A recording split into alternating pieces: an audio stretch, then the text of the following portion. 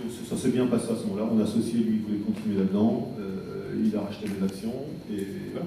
C'est pour ça que j'ai vendu. Et tu passes à un nouveau projet, bizarrement, parce qu'en fait, tu voulais certainement aller vers Internet, et en fait, tu crées un club d'entrepreneurs. Agregator. Tout à fait. Ce qui n'est pas tout à fait ce que tu avais en tête. Pas du tout. Pourquoi? Parce que là, je rencontre Thierry Lunati, qui est mon associé actuellement sur Viadeo, qui avait fait Caramel à l'époque. Je ne sais pas si la marque vous dit quelque chose, en français peut-être, c'était le Yahoo Group, Yahoo Mail, c'était une des stars d'Internet français en 99-2000. Et je rencontre Thierry, et puis avec un troisième copain, et il me parle d'un projet qu'on trouve génial, qui n'a rien à voir avec l'Internet, et du coup on décide de se lancer là-dedans.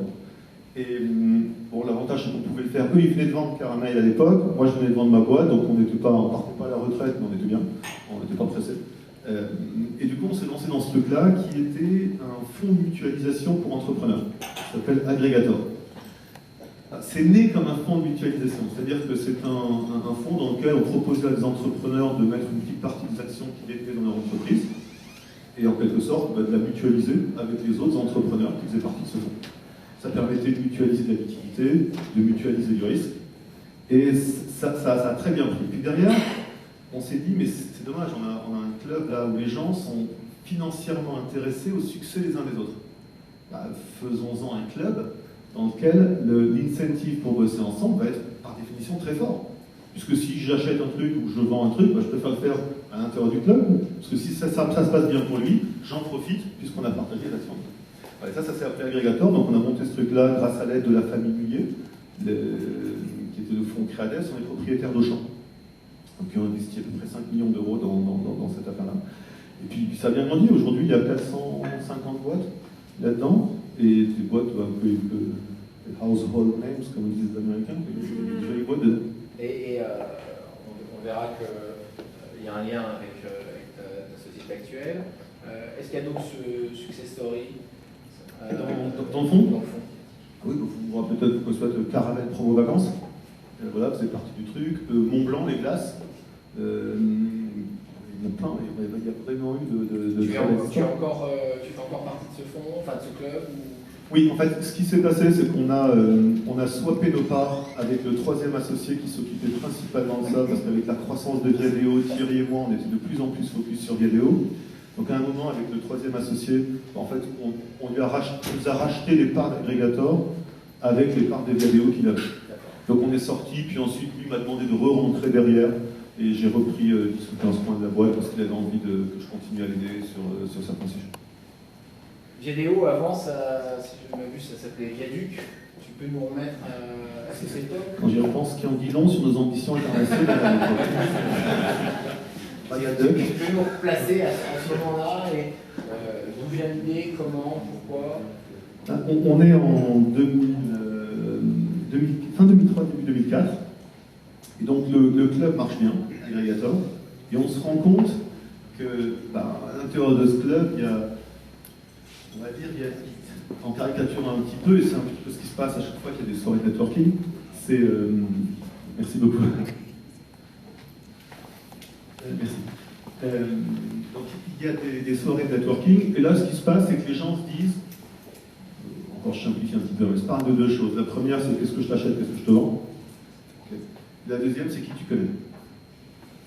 T'as pas un contact chez Microsoft, tiens, toi tu vends du soft, est-ce que tu peux pas me dire que, est-ce que vous voulez ainsi de suite, je sais pas, voilà.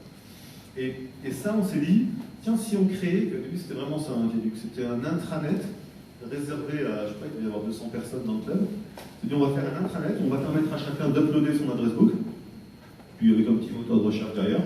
C'est quelqu'un qui veut rentrer en contact avec un acheteur de chez Microsoft, il va faire sa petite recherche, et il va tomber sur, il va voir que quelqu'un du club le connaît.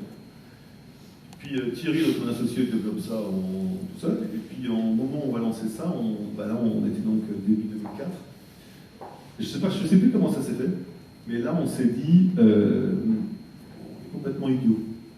Pourquoi est-ce qu'on ne laisse pas ces gars qui ont été uploadés dans l'adresse book, eux-mêmes, le savoir, et puis inviter eux-mêmes les gens qui sont dans leur propre adresse book. Et donc ça, bien sûr, c'était pour nous la naissance du réseau social professionnel. Et c'est comme ça qu'on a changé de braquet, il nous a fallu presque 6 ou 8 mois pour développer le truc. Et fin 2004, on est sorti en bêta version. Je vais juste on va faire attention, mais tu veux nous dire que c'est une idée originale et pas une copie de LinkedIn qui est sortie avant? Si, c'est une copie maintenant, parce qu'on est sorti après. mais à l'époque, où, appelez sans doute plus des marques, mais il y avait, c'était certainement en l'air du temps. Donc, on l'a pas, c'est-à-dire qu'on n'a pas allé voir LinkedIn, on a vu LinkedIn, on s'est dit on va le faire. C'est vraiment venu, on faisait du networking offline, et du networking offline, en fait, on est passé au networking online. C'est ça, un agrégateur gagné. Et puis, il y avait plusieurs Français qui se sont lancés à cette époque-là, il y avait Piwi, Mon Réseau, Synergie, il y avait plusieurs acteurs français qui ont tous disparu depuis. Donc, c'était certainement en l'air du temps, mais on avait, je pense, une bonne légitimité pour le faire. Vous êtes sorti du fond pour faire le projet Viaduc. Vous avez levé des fonds à ce moment-là? Ça s'est pas fait, oui, c'est-à-dire qu'on a commencé à un an pour voir ce que ça donnait. On est passé à...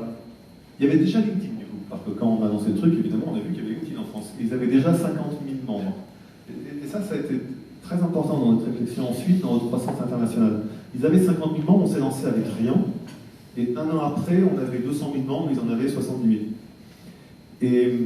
Et donc, pardon, pour revenir à ta question, là on était fin 2005, pardon. On s'est dit, bon, bah, ça marche pas mal, tiens, si on essaie de faire payer les gens. On a commencé à faire payer, ça marchait pas mal. On a dit, bon, on va speedoffer l'agrégateur, ce truc, et on va en faire une boîte à part. Et donc, c'est là où, effectivement, on crée Viaduc comme société complètement indépendante. Mi-2006, donc quelques mois après, on lève des fonds avec deux investisseurs institutionnels français, AGF et Ventec, on lève 5 millions d'euros. Un an après, en 2007, on relève 5 millions d'euros, et en 2009, on lève 3,5 millions d'euros. Voilà. Donc, tu as fait une croissance continue, ou vous avez rencontré des problèmes à un moment donné? Non. C'est bien, non, mais c'est bien, j'ai parlé des problèmes avant, donc je ne me suis tout pas donné l'idée qu'on n'a jamais eu de problème. Mais très franchement, je touche du poing. Sur Viaduc, c'est incroyable. Depuis le début, depuis 2005, tout est magique. Vraiment. Je ne peux pas. Bien sûr qu'on a eu des problèmes comme tout le monde, mais rien d'important. On a toujours maîtrisé notre cash, ce qui est quand même clé quand on est une start-up. On n'a jamais levé dans des conditions difficiles. La levée de 2006, là, on commençait à faire du chiffre. On faisait, je me rappelle, 40 ou 50 000 euros par mois en 2006, quand on a levé. Et on était 5. Bon, voilà, quoi. On n'est pas passé, on dit, non, je veux dire... non, mais c'est vrai. Et puis, on a eu, je crois, 8 term sheets. Donc, vraiment, je faisais le malin au téléphone, je peux vous dire. Je me suis fait plaisir avec les investisseurs, avec la valeur, avec les conditions, avec... Non, c'est pas la peine d'envoyer une term sheet si vous ne pouvez pas gagner ce bateau, ça sert à rien. C'était vraiment ça. Et en France, on n'était pas aux États-Unis. Donc, ça, c'était... c'est sympa comme expérience d'entrepreneur, même si on se dit toujours...